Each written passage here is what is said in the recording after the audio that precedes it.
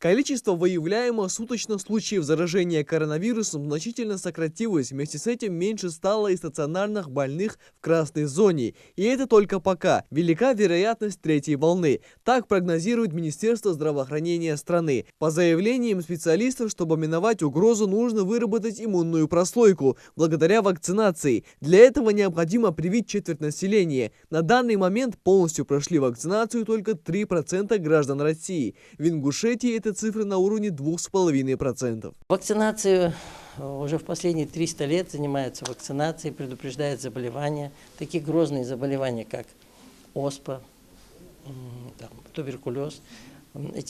Оспу мы уже много лет не видим этого заболевания, слава богу, она побеждена в этом отношении. Что касается туберкулеза,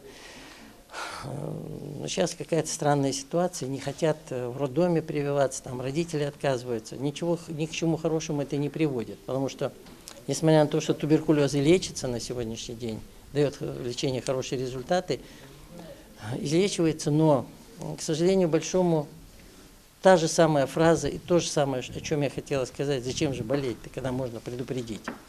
Значит, надо обязательно делать вакцинацию, надо немножко быть серьезнее. Массовая вакцинация от COVID-19 стартовала по всей России в декабре 2020-го. Изначально вакцину рассчитывали только для лиц в зоне риска. С нового года она стала общедоступной и прошла регистрацию в 20 странах мира. Но многие не торопятся привиться, и связано это во многом с недоверием. Пока мы сделали акцент на организованное население. С ними немножко легче, потому что там и аргументировать можно, и люди немножко, работающее население, немножко другой подход у них к этому. Если рассмотреть состав населения, кто прививается, то вот тот контингент, который 60+, на который мы и должны были сделать акцент, это те люди, которые являются людьми-мишенями на сегодняшний день, которых нужно беречь, и которые являются как раз самым таким опасным контингентом, то это где-то около 15% из всего, что мы привили. Это мало.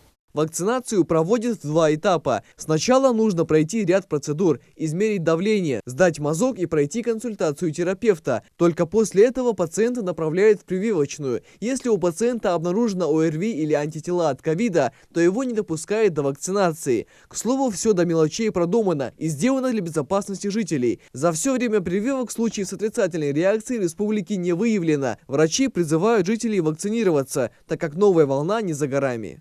У меня была бы просьба еще раз к населению, значит, призвать их к сознательности, принять меры безопасности, потому что вот если такая картина будет продолжаться, 3-я волна, 4-я, сейчас там на британский вирус, потом там южноафриканский, вирус вирусом, но, к сожалению большому, тот, кто перенес коронавирусную инфекцию и видит и слышит меня сейчас, он понимает, что это такое. Вот не дай бог. Потому что тяжелейшее состояние, серьезнейшее осложнение бывает. Человек, перенесший это заболевание, поверьте, у нас очень много сотрудников перенесших. Представьте себе, с апреля прошлого месяца у меня есть сотрудники, которые проходят реабилитацию. С ними говорить сложно, они задыхаются. Это очень серьезное осложнение. Поэтому я предлагаю и призываю не болеть, предупредить. Вакцинация вызывает выработку иммунитета в организме, и на определенный срок у человека есть гарантия, даже если он заболеет, хотя бы без таких тяжелых осложнений. Врачи заверяют, неизвестно, как будет разворачиваться следующая волна COVID-19. Он подвержен мутации, поэтому жителей призывают беречь свое здоровье и не пренебрегать противоэпидемиологическими мерами, носить маски, соблюдать дистанцию, обрабатывать руки. А во время месяца Рамадана Роспотребнадзор призывает жителей быть более бдительными во время коллективного намаза Таравих.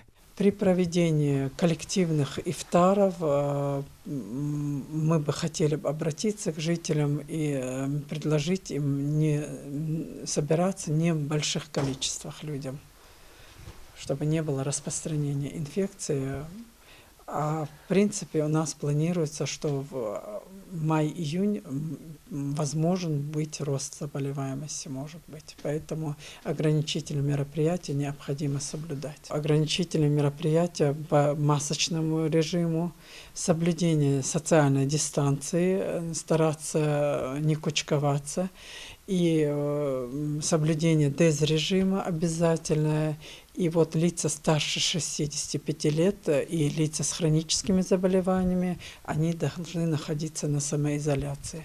Благодаря вакцинации медики переводят дух и заявляют о частичной победе против коронавируса. Микаил Тангиев, Адам Гулуев, Магомед Белакиев. Новости 24.